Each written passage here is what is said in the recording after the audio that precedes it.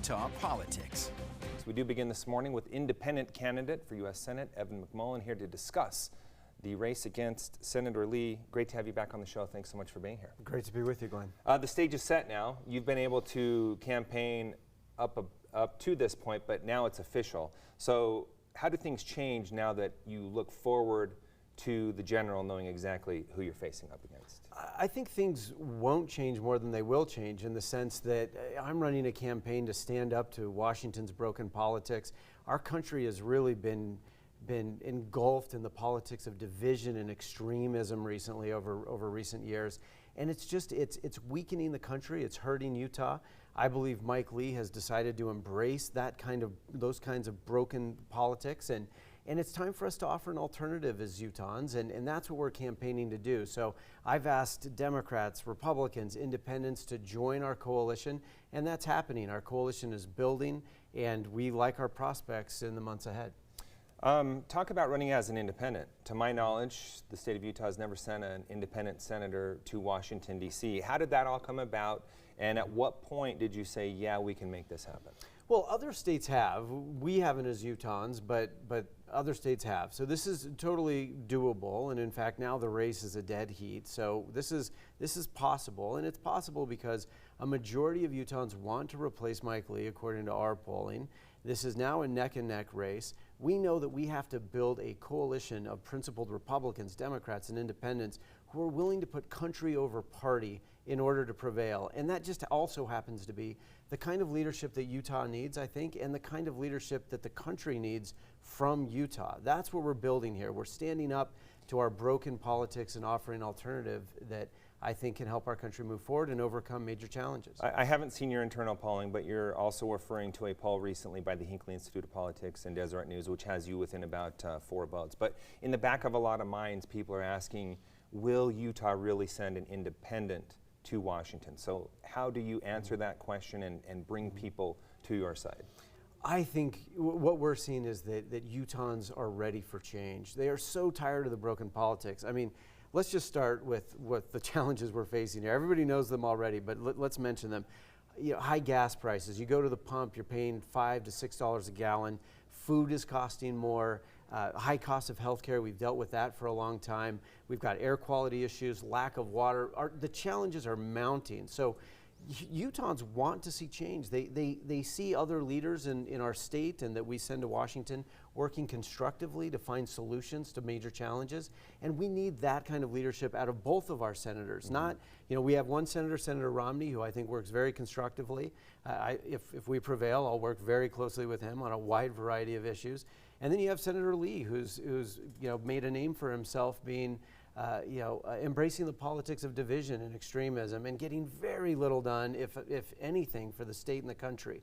We've got to make a change in order to overcome those challenges. Senator Lee in the primary, as of recording, had around 62% of the vote, 38% meaning did not vote for him. Are those people that you can target and that you think you can win over, that 38%? I think we can. In fact, the vast majority of them already support us, and many of them have voted for me in the past. So we know them well. They've been a part of my political efforts for the last several years. But we're going to work hard to bring them into the coalition. They're essential parts of the broader coalition we're building to replace Mike Lee, yes, but also to stand up to Washington's broken politics. So we'll work very hard on that front, but we're optimistic because we've had the support of those voters in the past and we know them well. You made a run for president in 2016, made a name for yourself here in the state of Utah as an alternative to former President Donald Trump. During that campaign, at the end of it, there were hundreds of thousands of dollars in debt that went unpaid. Last time I checked, it still stood right around $600,000. Talk about why that wasn't paid off and what a viewer should think of that, or a voter should think of that, if that is a concern to them. Well, in 2016, I launched, as many of your viewers know, an emergency presidential campaign for a few months because I knew that the Republic was in peril. The end result of that was that Utah sent a clear message to the rest of the country that we're different and we know our politics are broken and they need to be fixed. I did that because no one else would do it. I'm proud of what we accomplished. Yes, it's unfortunate that we didn't win. There was little chance of that. And as most losing presidential campaigns do, we finished with some debt, much less than most other presidential campaigns.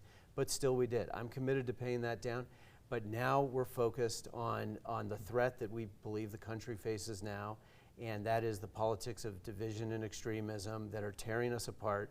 Senator Lee needs to be replaced. Most Utahns want to do it. We're never going to overcome all these challenges we're facing: inflation, air quality, water, availability of water, if we don't send leaders to Washington who are going to hold the principle but still find common ground to solve problems.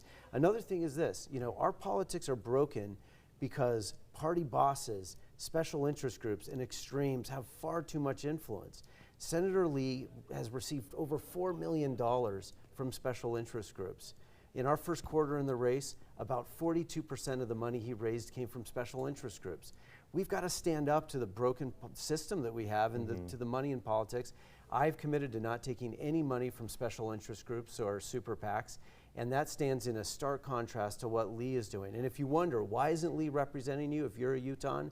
It's because he's owned by these special interest groups. That's what we've got to change. That's what we're running to do. I just want to highlight one thing you said there, though. You are still dedicated to paying that debt down from your 2016 presidential race. I am. I'm dedicated to paying it down as we can. Now we are focused on replacing Mike Lee because we think that's absolutely vital.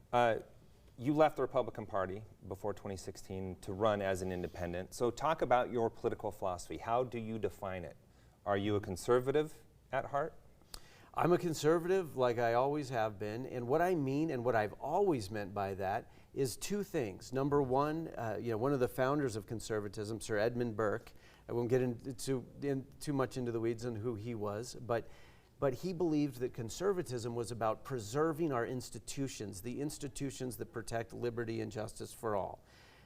Abraham Lincoln had another view of conservatism, that it was about preserving our commitment to our founding ideals, because that is what is most critical to our ability to survive and thrive as a nation.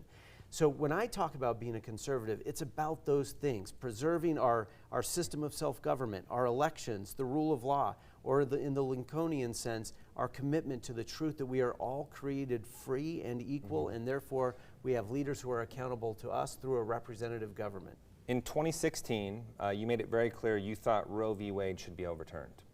Now that the Supreme Court has done that, you've said that's not the most effective way forward. So where do you stand on that?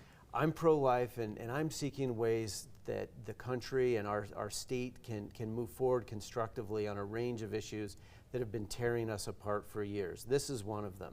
I'm worried about extremist bills that are being passed in Oklahoma and Texas and elsewhere, and I'm worried about the impacts of those extremist bills. So what is the way forward from your philosophy? Happy to talk about it. The way forward, and data is very clear on this, the way to lower abortion rates in America is to make contraception more available and to do more to support women, children, and families. That's what I think we need to do. This tug of war over the law is going to continue forever. One party's elected, then the other party, and they're going to go back and forth like that forever. It's going to destabilize the country. What we can do is lend a helping hand. Again, make contraception more available, help women, children, and families. That's what lowers abortion rates in America. Okay, we have about 30 seconds left. I want to talk to you about this gun reform bill. You said you would support it the way it went through. Here in the state of Utah, part of that bill is to encourage states to enact red flag laws.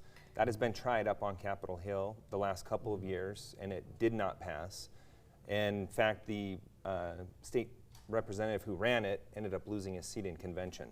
The red flag portion of the bill, do you support that being implemented here in the state of Utah? Well, first of all, I'm a gun owner myself. I'm a strong supporter of the Second Amendment because I think it's important to our ability to protect our freedoms. And so that's where I stand on the fundamental issue. I also think that, yes, we need to keep weapons out of violent criminals' hands, and we've got to find a way to do it. What I liked about what the bill did is that it deferred to the states. It didn't force that on the states. It wasn't a federal program, but it turned to the states and it said, here's funding, here's support for this if you do this. So I think that that's the right approach. But this is the key point, Glenn. We can protect our basic rights to own, to bear arms, and I think those are essential, and also protect the lives of our children, our loved ones, and our neighbors. So we can do both, and we need to do both. And for those who say, you know what, you can't you can't make any changes to the laws or our rights are going to be taken away. If we keep thinking that way and our children keep getting killed at schools, we are going to face even more opposition to our Second Amendment rights than we do now. So we've got to find a way forward that's productive. I think we can. All right, we're going to have to end it on that note. Appreciate your time. Thank and you, we will Glenn. be following this race through November. Thank you. Still to come, President Biden calling